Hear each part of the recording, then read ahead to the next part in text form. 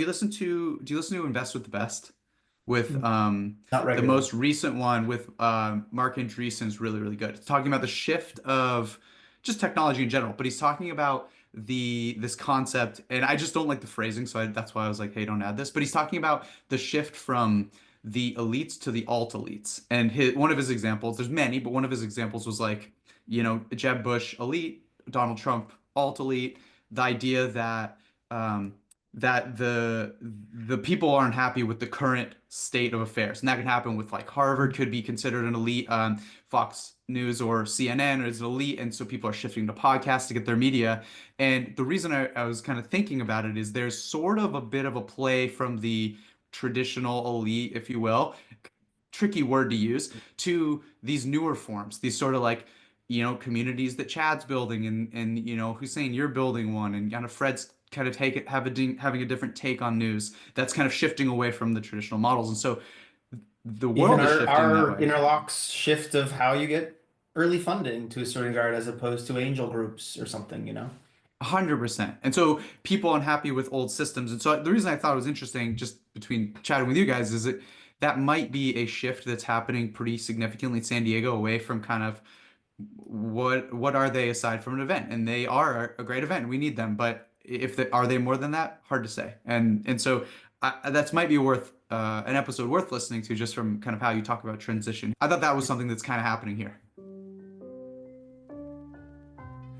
Startups get the party, startups get the party started. Startups get the party, startups get the party started. You want tech and tacos, tacos and tech. You know we got tacos and tech is on smash. For the green, guacamole. Keep accountants counting beans. Contador cuentan frijoles. Founders trying to raise some queso. La vida San Diego, school of rappy, rapping fire. Tortillas round jalapenos. In these modern times of craft beer and coffee, my coding yoga posse fold the body origami. We be surfing Coronado, eating tacos el gordo. The taco stand in puesto, lucha libre and sombrero. Gotta shout out Tecos Angels by the ocean, watch the sunset. La Jolla shores, entrepreneurs trying to get funded. When San Diego Startup Week is popping in the summer, Oceanside to Tijuana, SD be full of hustlers. From couch surfing to penthouses right on the beach.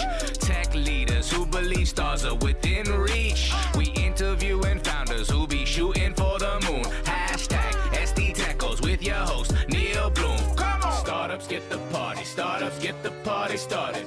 Startups get the party, startups get the party started. Startups get the party, startups get the party started. You want tech and tacos, tacos and tech. You know we got it, hey! Startups get the party, startups get the party started. Startups get the party, startups get the party started. Startups get the party, startups get the party started. You want tech and tacos, tacos and tech. You know we got it, hey!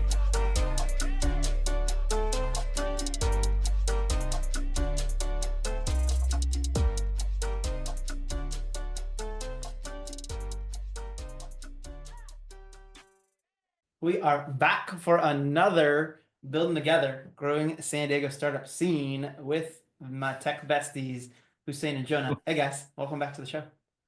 But Hey, Neil. Guys, it was so fun to do the pod. I think it's been 2 weeks now, even though we put it out last week, and continue to drip out clips, which are really fun. And we just put out our action item clip, which we will also link in these show notes, already getting inputs on what events are missing in the ecosystem. And it definitely made me look like, all right, not just events, what else is just generally missing in the ecosystem, right? Like and like who's our customer? And so I thought it'd be fun to really like come back and have that conversation now. It's a good time to do it in terms of just timing. It's topical. We've had changes at, legacy institutions like Connect and others. And, feels very good time to just talk about like what's the state of the founder in San Diego. And both of you guys have founded your own companies right now. I'd love to kind of take it through your guys' journeys a little bit if you're cool and game with that. Yeah. Yeah, I think that's awesome. Yeah, I mean, let's I'll do just it. say, we have a really good side chat going on where we're all kind of debating what a founder needs and what a founder is really, in San Diego because we're kind of a unique community. But I think kind of like you're saying, I don't know. I mean, I think Hussein, you have one of the most unique perspectives, having found, exited, and then founded multiple things. I don't know if that's a great place to start to kind of just say, hey, like as a person who's already kind of gotten past 101, maybe even 102, I don't know, you speak to that. What is kind of what is the ecosystem you need for someone who's already done, some stuff in and then how can we kind of add it in and make sure that the people who are kind of new to the founding journey kind of get what they need too, because there is a lot of resources out there, but maybe we build a little bit different here in San Diego. Yeah, and I think let's take through a little bit of your journey, Hussein, and let's put it through a few lenses. Like we talk a lot about startup ecosystem, tech ecosystem, bootstrapped startup, VC backed startup. Like let's define those terms as we're talking through it. Maybe let's take it back to like Money Minx if you want. Like when you started it, what was your intention of a kind of business you were going to create versus where it ended up? Yeah.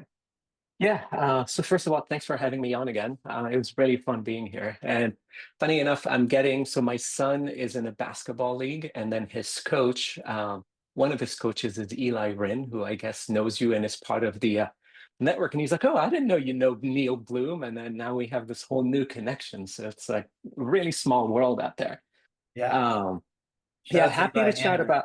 Yeah, happy to chat about Money Minx, Startup Beach, all of that. When I was doing Money Minx, it was a side project, pretty much how Startup Beach is now.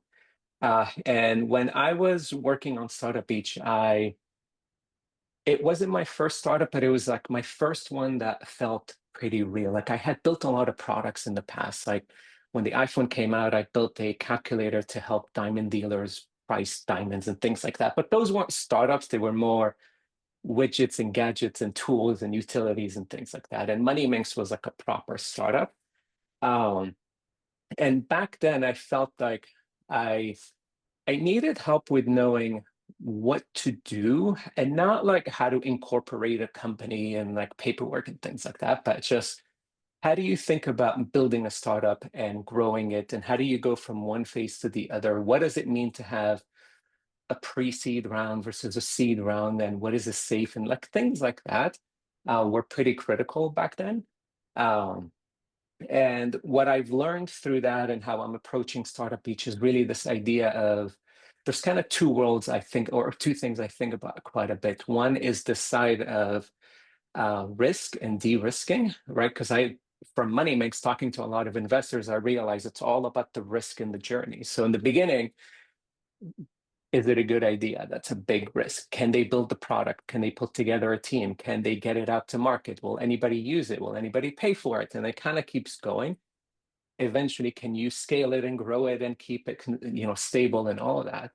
And then the other one is this idea of what is an action I can do to move this forward, right? So a lot of times people get stuck in analysis and trying to figure out what to do. And so when it came to help from community and things like that, I feel like back then it was more just education on running a startup and what that means. Uh, Versus now it's really working with people who are willing to try your application, give you feedback, and help you move it forward, if that makes sense. Interesting. More was like how to operate a business, how to know what kind of business to be operating, and now you're way more maybe just customer focused, maybe even. Yeah. Yep. You mentioned some like investment vehicles of just like not even knowledge, but I feel like a lot of people get almost like pulled by that. Like that is the goal in a sense. Like I'm building something and I know I need to raise money for it. Therefore, that is my goal is to go raise, as opposed to maybe now, like I know I need to hear what my customer wants. I know I need to build what my customer wants, and whatever it takes to go and build what my customer wants, I will go and do, right? Which may mean capital, which may mean talent, but eye on the prize, customer, right? Which I think is very common for people to think through that. Is that, am I summarizing it right to a certain Yep. degree? No, absolutely. And I think, the market has changed quite a bit where now just having an idea and a plan and a vision and then trying to raise for it, like unless you've done this multiple times, I don't know that you'll be able to raise Mm. versus, do you have a product? Are people using it? And even to the point, are people paying for it, right? Before anybody will even talk to you about a raise these days. Is that feedback you're getting from conversations, or it's more of a feel? Not from conversations, because I'm not actively raising for Startup Beach, but more a feel of what I'm seeing out there. And really what my behavior has been too, when I get, on LinkedIn or email cold outreach from people raising, um, it's just because you have, especially with AI, it's very easy to connect to open AI and get a ChatGPT wrapper out there. So building that isn't enough. It's, can you get users to pay for it? And then maybe we'll have a conversation. Mm. Yeah, interesting. I 100% agree. As in both investor and builder, I've just always thought that was the way. But that's because my first startup, we had no background. We started raising while we were in Evo Nexus. So we'd like kind of gotten into an incubator, and we only applied because we were like, we need to be surrounded by other entrepreneurs just to like osmosis learn. Um, how to be an entrepreneur. We had no clue whatsoever. So we didn't know what we didn't know. We didn't know we needed fellow entrepreneurs at the same stage and mentorship from people just down the road and people who'd been at it 3, 5 times already. We had no idea that's what we even needed. And it was just like a waterfall of learning from being around that. And through the process of applying, getting into an incubator, which you get judged in a certain regard, they watch you, check on you, and people, I would say just quote unquote, people who were watching us approached us and said, we think you're ready to be invested in. And we said, well, okay, what does that mean? We're busy focused on just trying to get our first customer, and we're watched on our progress to get validation, if you will, and get a first customer. And the check didn't close until contract was signed and money was, going to be exchanged. So that was in 2013, 2014. And I've just kind of felt that's been the way. You can do it so much quicker now, as you said, to a certain regard. And you can, maybe get even further without capital. That's for sure. I kind of want to bring it into the same conversation with Jonah. Like, what are you feeling now? Because you've built a few of your own businesses and tested some monetization strategies, right? And like, what are you Yeah. thinking? Like the path of Well, the founder. no, it's a really good question. I was kind of just thinking, it's funny being a little nostalgic, because you were at Evo Nexus, but I came a little bit later, and I was just thinking this might be a little bit of a rewind, but as you actually have to go through that process, whether or not you decide that an incubator or an accelerator is the right move, you still have to think through a lot of different things along the process of building the business, and that's where I think a lot of the value comes in because you're trying to say, I'm this type of business who's going to do this type of thing. They went through a lot of applications, also on the other side of Evo Nexus, just thinking about how people understand their own business, which I think is maybe good and bad now. I mean, you're able to kind of build an application and fill it out quickly with ChatGPT, but maybe you're not, you don't have the luxury of putting a ton of thought into what this actually is, and so that might actually hurt a little bit. Like the context, like matching, be able to contextually tell a story that says, we are trying to do this with a big Right. end goal of that, and here's how we plan to do that in a certain way. Totally. I mean, here's a really obvious example. I mean, you've seen it all over LinkedIn. It's like someone posts the perfect prompt for a perfect LinkedIn post, and now everybody's LinkedIn post the exact same, right? And it's like, is that good? I mean, it's good for people who weren't able to do anything or even come to the table. Maybe it's good for them, but is it now kind of getting boring? Where it's like, why does everything have 5 green check marks? And like, why do I have to comment some weird thing in some lead funnel? Anyways, it's kind of getting away from the conversation a little Real. bit, but that's kind of that's kind of what you could potentially see if you kind of overuse some of the tools, but that helps you get further faster, which makes it feel like you can actually be a little bit more you have the ability to bootstrap a little bit farther if you're able to kind of be in that position because you can get a lot of the support around you, answer a lot of the questions that might be basic or you might even be embarrassed to ask someone. So I do kind of see like this other path kind of diverging from raising or raising later because you're able to actually get a little bit further and kind of have a little bit more kind of control of your company.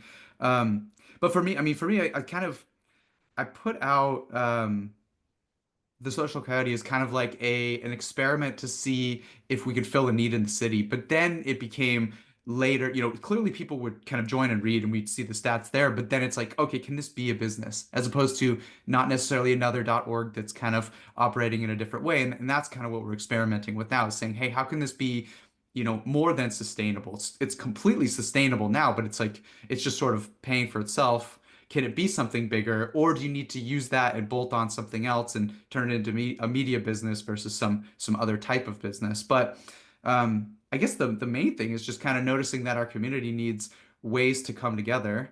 And there's something you can kind of put on top of that. And we are seeing the shift in our kind of local ecosystem, like you said, with Connect changing and Connect kind of hosting one of the bigger events, and Startup San Diego has one of the bigger events, but we need more, and we need more kind of people coming together in sort of more select, smaller groups, which is, I think why we're so excited about what you're doing, Hussein, is kind of making it really easy for people to kind of find, I'll use my word, find their packs, right? People who that are very closely aligned with what you're trying to do, because then not only can you talk about your idea with a lot of relevance, you don't have to stay super high level and kind of do that 1 minute pitch over and over again, but you can actually get a little deeper with other people who are in, product or AI, and actually talk about the solutions that you want to do or get ideas from them. So, that's another way to do that is, checking out groups like Indie Hackers, and I love those groups because that's kind of what ends up happening. You don't necessarily get sold something as much as you get an idea on a different way you can build your tech stack. So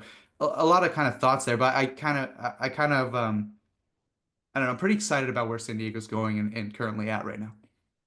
Totally agree. Yeah, and I think we told a really good story on the last episode in a certain regard of like the gaps we saw, Yeah.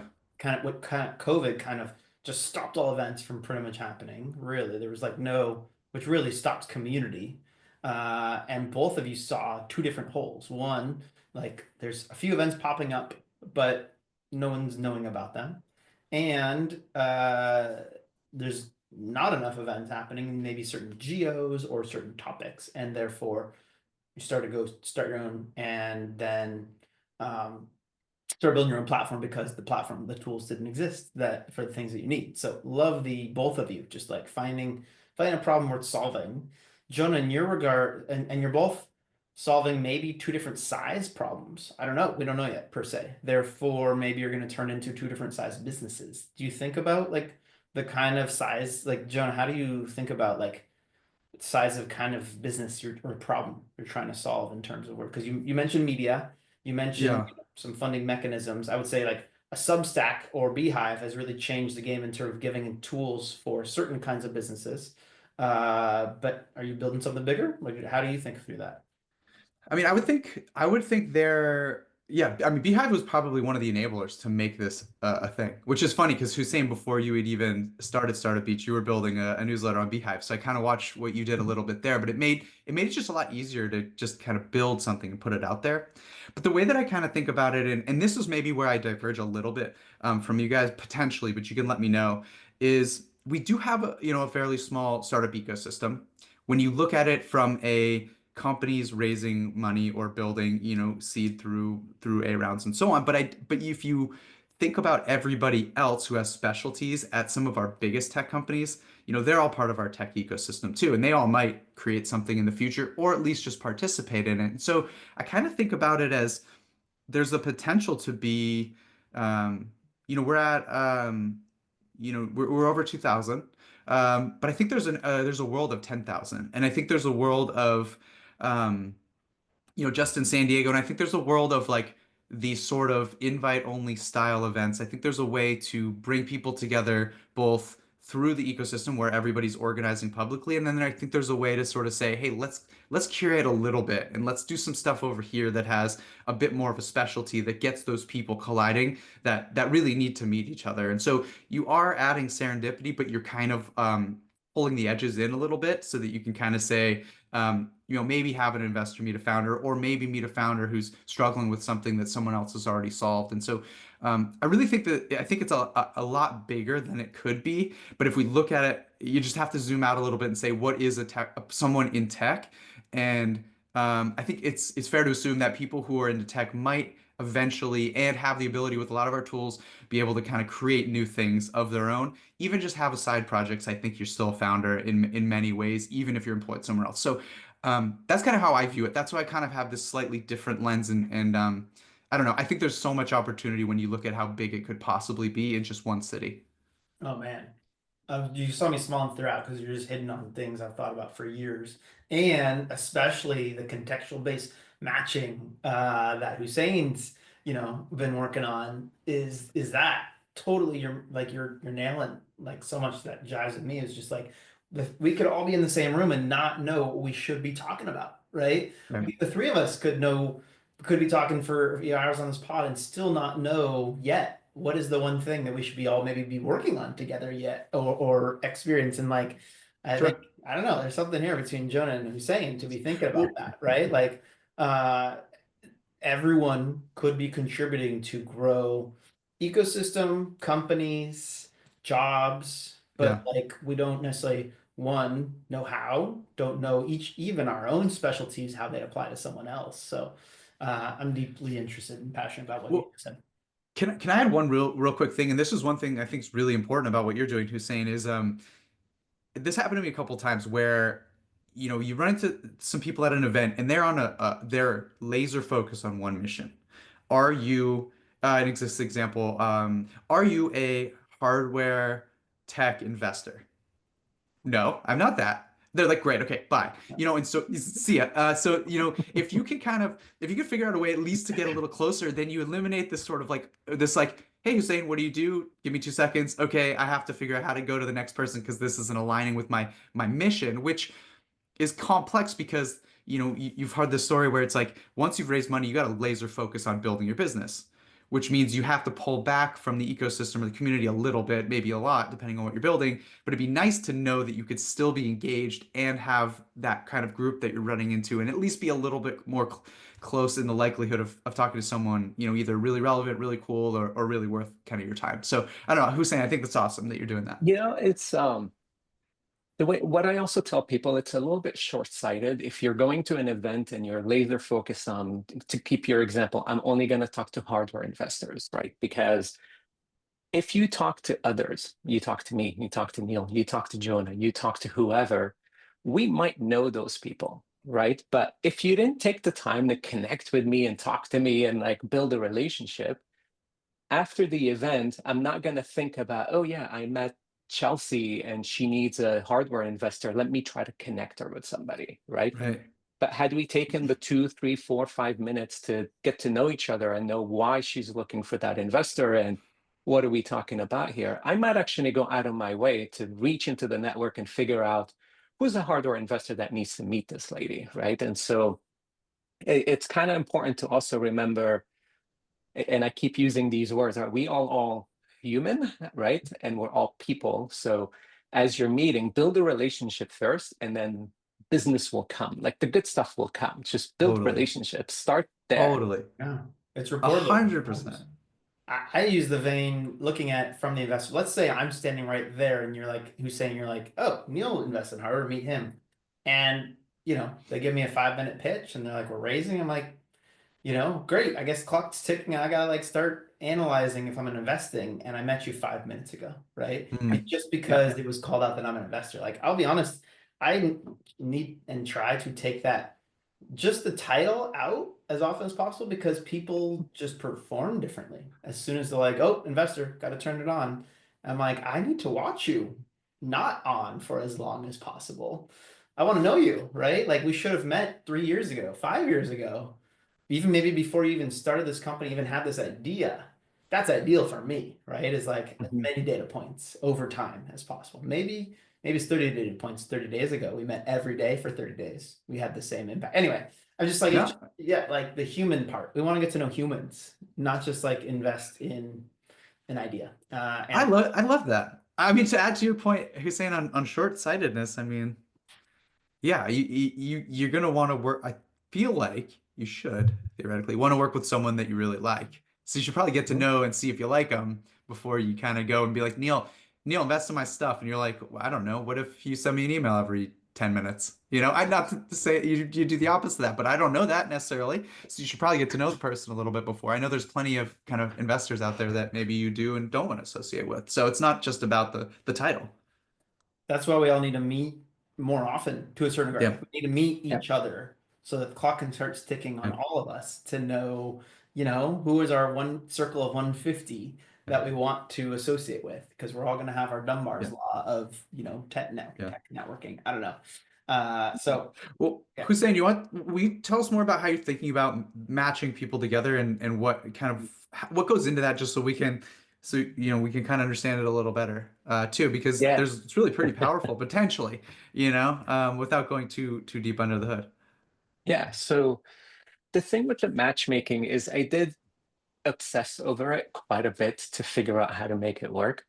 Um, and the logic that I use is actually very similar from what I've used in my day job, right? So day job is art of finance, wealth management, all of that. And what we do there is we do have these questions that you can answer, and then we match you with investments that fit your goals and needs and things like that. So what it does under the hood is when you fill up your profile on Startup Beach and you go to an event, it reviews your profile against everybody else. And I've given it different weights and scores on like investor and fundraiser. Like that's a pretty good fit.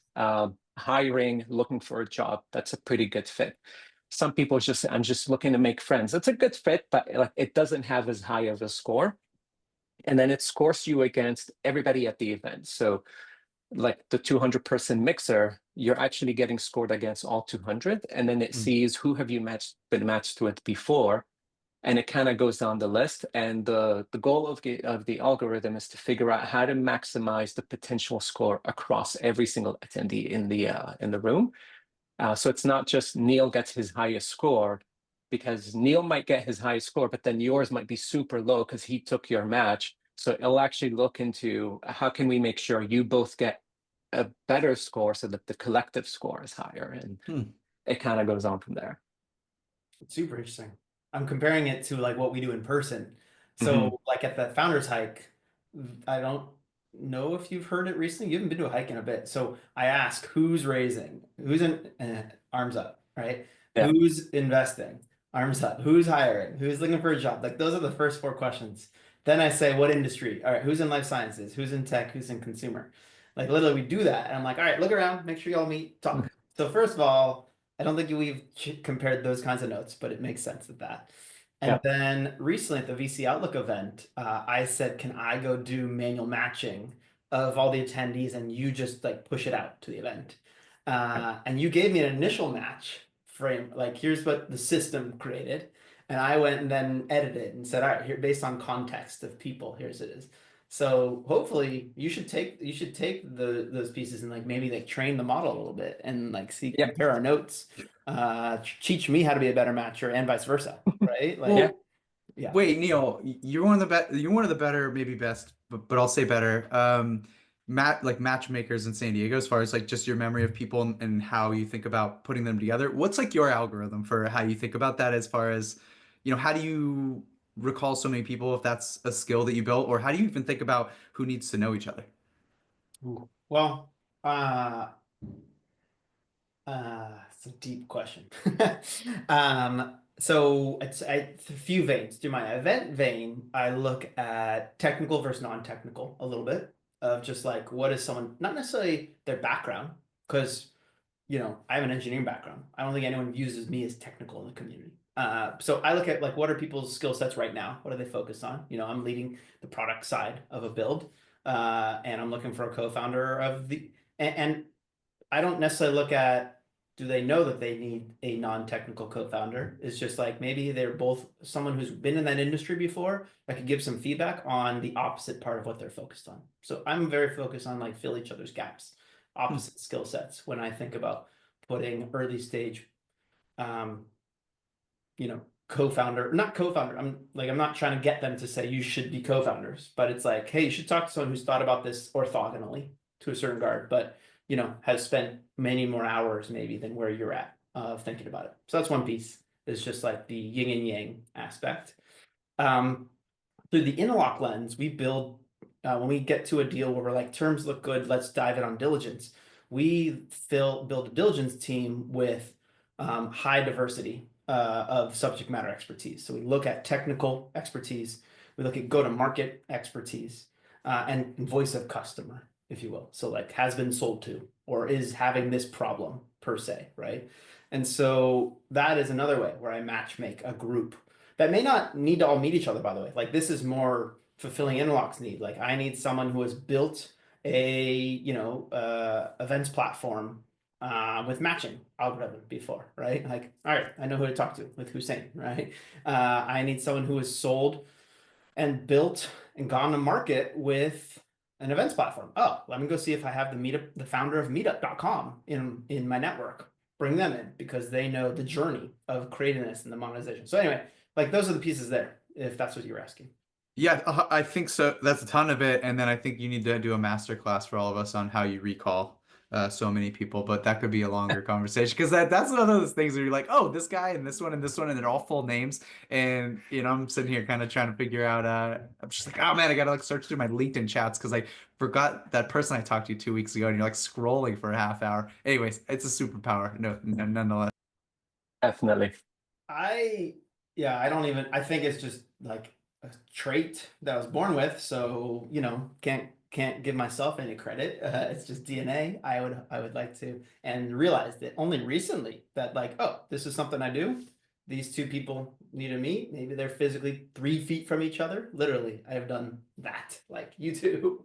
Anyway, yes, I agree. Happy to, but I think there are abilities. Let's do that on our next pod. Like talk about how we could do more of that, like learning to be better matchmakers. I'm down to talk about that in the future. Well, and here's why we can jump after this, but here's why I think that's really important is like, you had mentioned at one point that it can sometimes feel like you're a bottleneck to a lot of things happening if everybody says I have to go to Neil to get a connection.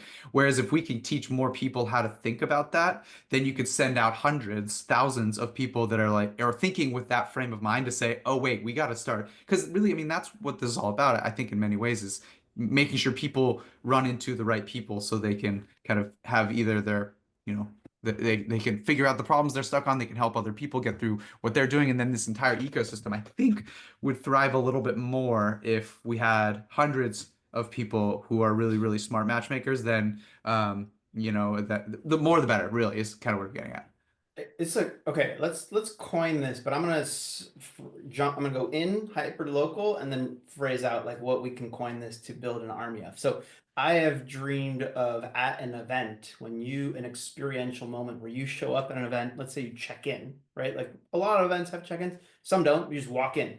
Even more important, by the way, but like a greeter, but like a contextual greeter who knows a little bit about you and walks you to the first person that says, and this is who, hey, want to make sure you guys meet. If nothing else, you meet no one, you guys should meet. Because a lot of things at an event, you're like, people are already talking. How do I break in? So there's already that. But also it's like, where do I start? Right? Sometimes people do like the name tag, you do a color. So you're like, all right, at least I know, go look for an opposite color. But still, you're like breaking in. So I've always thought about like someone to be a greeter, to intro every single person to their first conversation. That same thing should be happening in the ecosystem, I think. Like you think you want to start something, or maybe you just like we're like some sort of person be like, and here's where you go to start on your journey or your path. I don't know what that role is for an ecosystem, especially for a founder who are at different parts of their journey. Wayfinding, I don't know, but man, I don't feel like anyone is championing everyone to make sure that's like make progress, whatever you're headed next. That's really interesting. I really like that a lot. I don't know who's motivated to do that. Yeah. But anyway, that's just like my thoughts of just like make sure people are constantly making forward progress, whether that's meet the person they should meet, find a customer they've been trying to figure out a problem we're solving. Anyway, those are. It's awesome. Let's definitely dig into this deeper because I was thinking about it. When I put out that Monday newsletter, I was thinking about just meeting up with people before events start so that you actually walk in a little warm. And just like I think little adjustments like that can actually help a lot where you walk in and you're like, okay, cool, I've talked for 10 minutes, half an hour. So now I feel like okay, I can go, walk in and do something. Whereas, if you just sit at your desk and you're just like jamming a spreadsheet or whatever, then you drive in your car and you go walk into a room, it's just like, well, I'm ice cold. This is going to be cool. Can't wait to, anyways, I think there's lots of little ways, but I think sharing, that type of stuff couldn't be more valuable. Let's talk real quick tactically. Hussein, you've made matches ahead of time and have you found people have figured out a process of how to find that match in person at the event? Do you know? Not a nothing specific yet. Like I'll hear conversations, and right now it depends on who gets matched. And my hope is always that one of them is a little bit more type A than type B, or a little bit more like outgoing, because they'll go find the match and go, "Hey, you're my match. Let's talk." And I do hear that quite a bit at events. Um, but to what you were talking through, that's kind of part of the journey that I'm thinking through, right? Is getting to this point where if I think about Startup Beach, right, and San Diego, like I almost feel like we'll have two different ecosystems here, like the North County one and the South County one, because we're dealing in-person stuff. And maybe once a year we have the Big Bang that's like in the middle, and it's if Innovation Day is gone, maybe we'll do a different day, right? But we'll be something like that. And the thinking is for each one of these ecosystems, you need all the different types of events. And the way I think about it is you need the mixer types, right? It's in the evening, you come together, you hang out, it's like a party, people are drinking, they're getting loose, that kind of thing. You have the coffee chats, which are more energizing for the day, right? Like you start your day with the coffee chat. So we have Founder Friday that Neosha hosts. I know Serhat and Newfund, sometimes they'll do the Mission Bay one where everybody's in Mission Bay at 7 a.m. on a Saturday, like things like that. Then you've got industry specific things or role specific things, like SDX does a really good job on keeping all the AI stuff, right? Then you've got all the fun things like the hikes, the pickleball, the soccer games, the basketball games, there's one coming up for K1 race speed and all of that. But what I'm getting at is as you have all of these events, I think what it then gives us is this ability to say, all right, you're a founder, you're in this stage of your company, you're trying to do these things. Here are the people that can help you along the way. And then here's all the events happening that can, where these people are going to be. And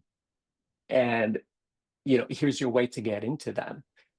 And my thinking has been, how do we get more people hosting events so that we can build all of these places? Because I do think it's one thing to introduce somebody via Zoom or LinkedIn or email and say, here, go meet this person. But when you meet in person, there's a special bond and a special connection. Like I stand by this. I don't like Zoom meetings, although we're on Zoom right now, but it's okay. um, but I We think would as rather we do this have in these person. yeah, as we have these things, then it becomes more doable to say, this is who you should meet. And then for me personally, what I am working on and I'm starting to think through is this idea of you go to an event, and this could be done with AI, right? Where you check in and you say, I'm here. And then the app could tell you, great, you're here. Your two matches aren't here yet. However, this guy showed up who could potentially be your match. You should go talk to them and they're in this direction, right? Or Yeah. something like that.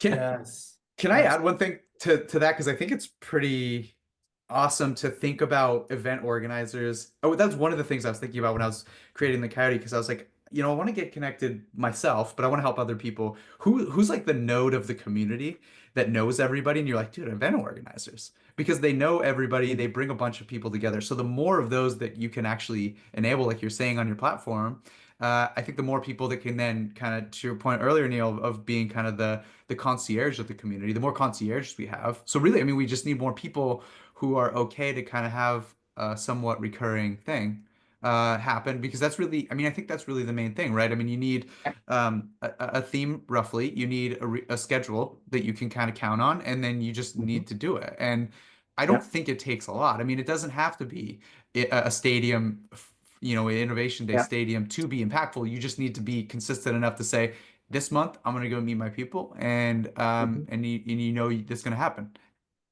Well, and the reality is, the three of us and others, we've we've done a lot of the work for everybody now, right? So if you decide, there's two types of events that I didn't touch on, just in case somebody's like taking notes on all event types, right? One is the co-working, which Neil is now hosting these build days. And then the other one is this idea, which we haven't done one yet, but I'm thinking about either a wall breaker or a brain trust, right? Where we all get together, help a startup with whatever it is that they need and move them forward. And there's other things too. But to go back to your point, Jonah, I think for event hosts, if I think about building an event, right? One is, how do I make sure people are engaged in my event? That's what the matchmaking is for, right? And then the distribution of the event between the social Coyote, and then if you use my platform, and then you get sent in the email on Monday, right? So you don't have to worry about, will anybody show up to my event? And then I've added tools now to help you find sponsors, ads, things like that, to even help you monetize your platform, right? So really, the only two things that I'm missing that I'm working through is this idea of, how do I find the location? And then if you need speakers, how do you find speakers? Once you have that, and maybe like what should be the topic, but when you have these three things figured out, if you're somebody who had any inclination of, maybe I should host an event, why not? Like literally all you have to do is decide that you're going to host one, and then go put it, and then we're going to help you fill it, right? And there's definitely demand for it. Um, I'm going to a mixer tonight, that Jaron Frazier. It's I think it's like a sports tech one, right? But he's got 60 people signed up for this thing, and he's starting to tell people, look, we can't fit any more people in the venue. And then tomorrow is my mixer, and we have 200 people, and we're both in Lucadia, right? So there's room for more events, people. Just do them. Totally. I owe you an intro. I'm saying it out loud, holding myself accountable to culture, where we just held our event. These are really good problems. By the way, there's 3 events tonight in Carlsbad alone. By the way, like Carlsbad Fashion File event, which has got like 70 people RSVP. Down the street is the post-exited founder event at K1. And then Lucadia with Duran. I always picture him in Carlsbad. Sorry, but yeah, still like those are 3 events that are at max capacity, which is crazy. And they're all in North County. So South County people, come on, let's do this. Or Central. Still don't know. Or Central. I call South County south of downtown, but I don't even know the right Well, phrase there. there is South Bay, but it's not that. You're right, it is. We need a name for that because we need to, because I'm trying to say, Hussein, how do we put another one of yours down in Mid County, South County? Yeah, To me, it's like after Del Mar, it's south. That's about- far. yeah. A quick points, real quick. We'll wrap up here in a few minutes, but Jonah, your Super Den group of meeting up. First of all, it's super cool to see the conversations happening in Slack. Then to all like, who's going to the hackathon? Let's meet up. Or who went to TEDx? Let's meet up. I love that. Can you take us through a little bit of that Yeah. idea? Because that is the concierge experience. Yeah. Well, so it's kind of that. It's that concept, that idea. I've kind of been dreaming about this for a little bit, but it's that idea of now that I've been, while building this thing, I know that I'm going to walk into a room and know somebody. I've just been to too many events not to, because it's just really kind of a luxury. But if you don't, and you just walking in and you don't know someone, it can be a little bit trickier. And so I wanted to change the perspective of the whole going out to an event to, I'm going to go meet a friend at a place. And if the event's awesome, that's great. And if it's okay, I've just gone out to meet a cool friend. So kind of to your point, Hussein, of matching people in advance, how do you get people to have a little bit of a conversation and start to get connected and plan to go somewhere and then feel like you're going to know someone there? And then, that makes it either a little easier to get into a room, or at least you have some sort of ice broken so that when you get there, you have someone to chat with. And so I just wanted people to be able to say, hey, look, I'm going here. Is anyone going there? For 2 reasons. 1, to make a friend, and 2, to say, hey, what's some advice, some feedback on the event? And have someone to look forward to seeing. And so that's starting to just kind of happen organically. But that was kind of the main point of starting this Slack group, is how do you get people warmed up before the event actually happens, either hours or days? And then how do you kind of make it so you can have even more people going to things because they're excited to see someone else? So yeah, that hackathon was like the best example ever. And 2 of the folks who one of them just popped in for the challenge, trying to get 4 events in the month of February. But he's like, I'm just sticking around. So I met some people, and then they happened to be the hackathon group who ended up winning the whole thing. So I take no credit for that, but they were kind of planning to meet up there. And I don't know if they had groups assigned beforehand, but they knew each other, and maybe that helped just a little bit. So that's kind of the concept. How do you get people to meet each other outside of just meeting someone in a space? And honestly, events are kind of short. So can you extend the time before and after to get people to connect with each other and have another place to keep chatting? I love that hunger to get to know your customer to a certain regard so much to like hear those pieces, which leads me to the next question. Like, what were you hearing to know to start Career Coyote? So it's funny. It's a lot of times this was at the first time was at one of Hussein's mixers, but when you go around meeting people and you realize that people are people are looking for work constantly and people are looking to hire good people. And then the third piece is people were kind of complaining that LinkedIn was kind of a bit challenging to work through. I kept having those conversations with people to try to understand if that model made sense, which I'm still figuring out, admittedly. But everyone kept saying, yeah, so the whole concept of LinkedIn monetization does not lend itself well to helping you find a job or helping you fill a job because then you leave the paid platforms and you go on your merry way. So could we somehow could we make it a little easier for someone who's building a startup in San Diego to find a person who's in San Diego? Not everyone wants to work with their coworkers directly. There's a lot of remote teams, but there's a lot of really good people here in the city. The more people we can get working for our San Diego tech companies, I hypothesize, the more people would come to their tech events, participate in the tech scene. I think it's just another way, felt like another way to kind of pull in more people into this ecosystem through some different channels. And we got breaking news here. You first of all, I love your metric. Your metric is get them to unsubscribe to this list. That's And fair. officially, you got someone you made someone get their first job and they unsubscribe. Congratulations. They Woo. Yeah, they hit the big unsubscribe button. I want to make it like I need to have an official one. Yeah, it was awesome. They messaged me and actually sent me texts along the whole process. So part of me was like so excited. I was like, I have to share this. But the other side is I'm like just ever so slightly superstitious where I was like, just don't say anything. I don't want to screw it up for them. I wasn't going to talk to the company or the founder. They asked for some advice. I was like, I should reach out to him. I was like, just let it happen.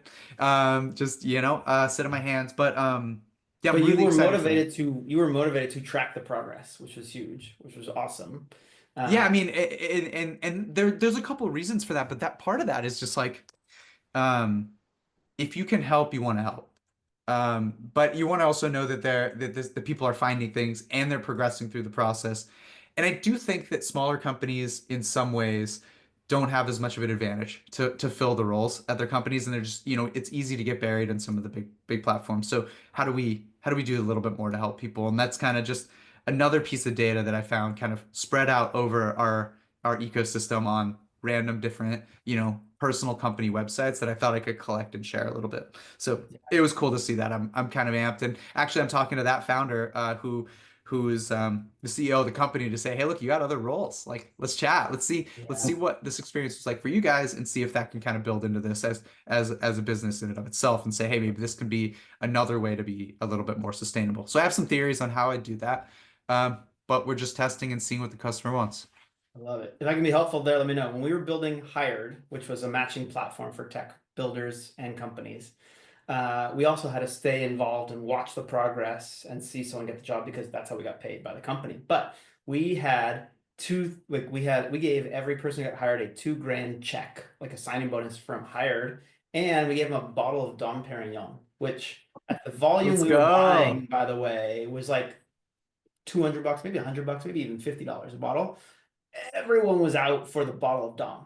Like they wanted that. And that got us, people wanted their Dom. They followed up. Where's my Dom? Like No way. That's that amazing. kept the both sides in the loop to a certain regard to make sure that we saw where things were happening. So you never Dude, know that's what would be the so right cool. carrot to stay in the loop and make sure that the win actually happened. So Yeah, yeah, yeah. 2 grand. That's cool. Where's my champagne? right? Because they wanted an Instagram photo, they wanted the box, they wanted to share it. It was Oh, that's so tactile. amazing. So That's yeah, That's genius. cool. All right. yeah, Putting a pin. I'll grab you offline. That's amazing. happy to jam more on that. Guys, this has been awesome. Sounds like we have a lot more conversations to have, which I I'm love it. about. Let's wrap here. What do you think? Yeah, sounds like that's the Let's do it. pod. Cool. Well, stoked to see you guys in person soon. And as always, let's keep building. Thanks, guys. Oh, hell yeah. Take care, guys. Startups get the party party. Startups get the party started.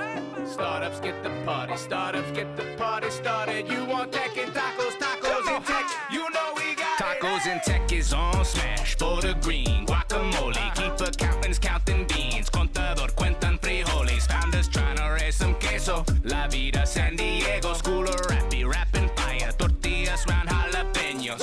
In these modern times of craft beer and coffee. My coding yoga posse. Fold the body. Origami. We be surfing Coronado. Eating tacos el gordo. The taco stand in puesto. Lucha libre and sombrero. Gotta shout out Tecos Angels by the ocean. Watch the sunset. The Hoya shores. Entrepreneurs trying to get funded. When San Diego Startup Week is popping in the summer. Oceanside to Tijuana. SD be full of hustlers. From couch surfing to penthouses right on the beach.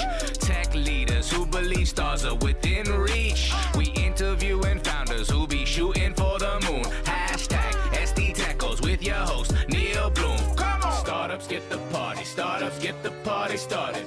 Startups get the party. Startups get the party started. Startups get the party. Startups get the party started. You want tech and tacos, tacos and tech. You know we got it. Hey!